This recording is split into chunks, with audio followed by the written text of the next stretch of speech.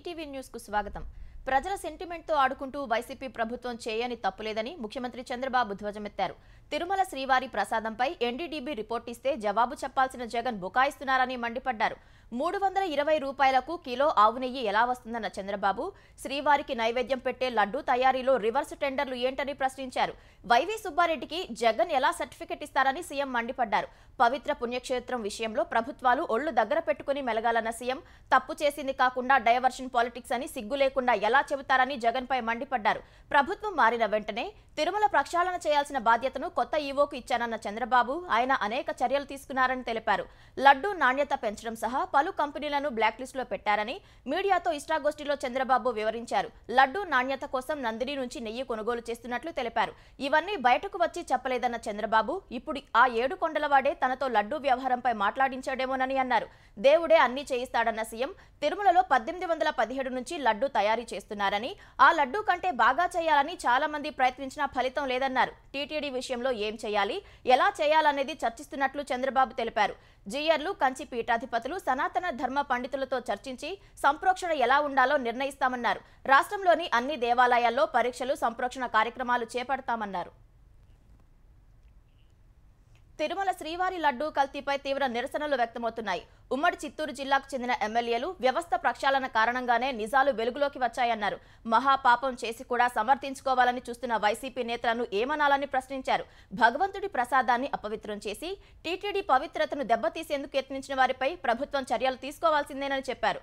మరోవైపు లడ్డూలో కలిపే నెయ్యి కల్తీపై బీజేపీ, జనసేన నేతలు తిరుపతి ఎస్పీకి ఫిర్యాదు చేశారు. తిరుమల పవిత్రతను, ప్రసాదాన్ని అపవిత్రం చేసిన వారిపై చర్యలు తీసుకోవాలని కోరారు. వైసీపీ హయాంలో తిరుమల రాజకీయ పునరావాసాలుగా మార్చారని బీజేపీ నేత భానుప్రకాష్ ఆరోపించారు.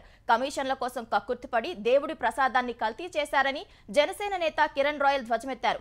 మరోవైపు శ్రీవారి లడ్డూ కల్తీపై పీఠాధిపతులు, స్వామీజీలు ఆగ్రహం వ్యక్తం చేస్తున్నారు. ప్రసాదంలో అపవిత్ర పదార్థాలు కలిపి కల్తీ చేయడంపై కఠిన చర్యలు తీసుకోవాలని డిమాండ్ చేశారు. శ్రీవారిపై భక్తి, విశ్వాసాలు ఉన్నవారికే టీటీడీలో ఉద్యోగాలు ఇవ్వాలని కోరారు. దేశంలో తిరుమల లడ్డూలో వాడే నెయ్యి కల్తీపై తీవ్ర దుమారం రేగుతున్న వేళ కర్ణాటక ప్రభుత్వం అప్రమత్తమైంది.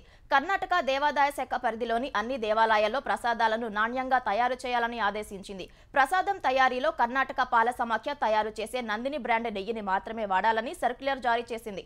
ఆలయాల్లో సేవలు, దీపాలు, అన్నదాన కేంద్రాల్లో నందిని నెయ్యిని ఉపయోగించాలని స్పష్టం చేసింది. కర్ణాటకలో గ్రేడ్ల వారీ 1,80,000 దేవాలయాలు ఉండగా 35,500 దేవాదాయ శాఖ పరిధిలో ఉన్నాయి. ఇకపై ఈ ఆలయాల్లో పంపిణీ చేసే ప్రసాదాల తయారీకి వినియోగించే నెయ్యి, ఇతర ముడి పదార్థాల నాణ్యత పరీక్షలను ప్రభుత్వం తప్పనిసరి చేసింది. ఏపీ అభివృద్ధి కోసం భారత పరిశ్రమల సమాఖ్యతో కలిసి ఏపీ ప్రభుత్వం పనిచేస్తుందని ఐటీ శాఖ మంత్రి నారా లోకేష్ తెలిపారు. విజయవాడలో సిఐఏ సదరన్ రీజనల్ కౌన్సిల్ సమావేశానికి హాజరైన లోకేష్ వ్యవసాయ ఆధారిత రాష్ట్రంగా ఏపీలో ఫుడ్ ప్రాసెసింగ్ యూనిట్లకు అవకాశాలు ఉన్నాయన్నారు. స్పీడ్ ఆఫ్ డూయింగ్ బిజినెస్ పై ఇప్పుడు ఏపీ దృష్టి పెట్టిందని వెల్లడించారు.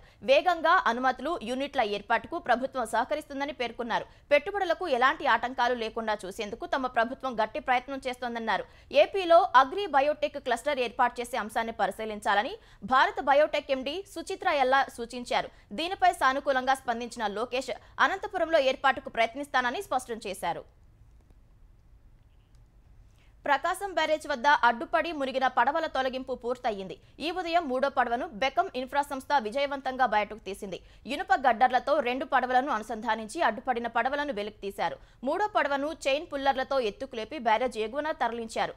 బ్యారేజ్ 69వ గేట్ వద్ద ఢీకొని అడ్డుగా ఉన్న 40 టన్నుల బరువున్న 3వ పడవను బ్యారేజ్ ఎగువన ఉన్న పున్నమి ఘాట్ వద్దకు తరలించారు.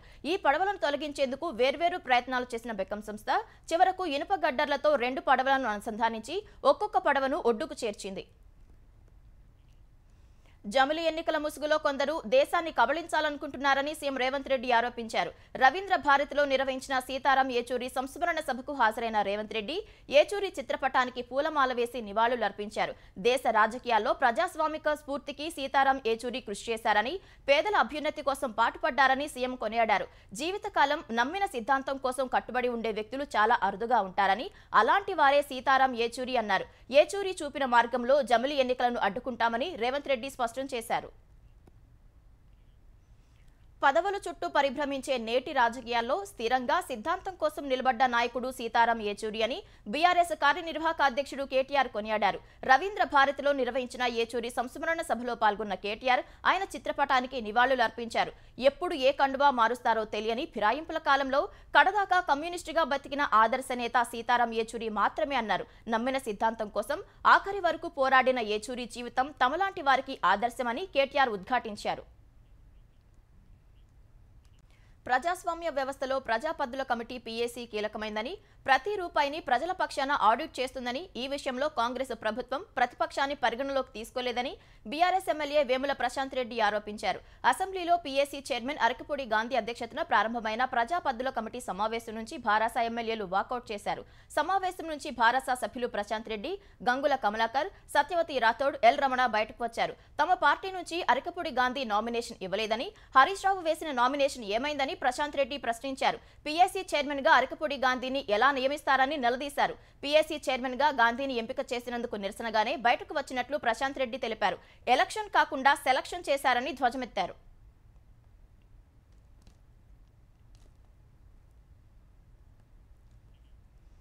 గుంటూరు జిల్లాకు చెందిన మాజీ ఎమ్మెల్యే కిలారి రోసయ్య జనసేనలో చేరనున్నారు. 2019లో వైసీపీ తరపున పొన్నూరు నుంచి అసెంబ్లీకి ఎన్నికైన రోసయ్య 2024లో గుంటూరు ఎంపీగా పోటీ చేసి ఓడిపోయారు. వైసీపీ దారుణ పరాజయం తర్వాత ఆ పార్టీకి రాజీనామా చేశారు. ఇప్పుడు జనసేనలో చేరాలని నిర్ణయించుకున్నారు. జనసేన అధినేత పవన్ సమక్షంలో రేపు జనసేన కండువా కప్పుకోనున్నారు. ప్రకాశం జిల్లాకు చెందిన పారిశ్రామికవేత్త రోసయ్య వియ్యంకుడు రవిశంకర్ కూడా జనసేనలో చేరనున్నారు. గుంటూరుకు చెందిన మరో 4 కార్పొరేటర్లు రేపు జనసేనలో చేరనున్నారు. తెలంగాణలో మూసీ నది ప్రక్షాళనలో భాగంగా నిర్వాసితులకు పునరావాసం కల్పించేందుకు ప్రభుత్వం చర్యలు చేపట్టినట్లు తెలంగాణ రవాణా శాఖ మంత్రి పొన్నం ప్రభాకర్ తెలిపారు. మూసీ పరివాహక ప్రాంతాల్లోని ఆక్రమణలను తొలగించేందుకు సిద్ధమైనట్లు చెప్పిన మంత్రి అక్కడ నివసిస్తున్న వారికి పునరావాసం కల్పించేందుకు డబుల్ బెడ్రూమ్ ఇళ్లను కేటాయించబోతున్నట్లు ప్రకటించారు. ఈ మేరకు మలక్పేటలోని పిల్లిగుడిసె, వనస్థలిపురం రైతు బజార్ వద్ద ఉన్న డబుల్ బెడ్రూమ్ ఇళ్లను పరిశీలించారు.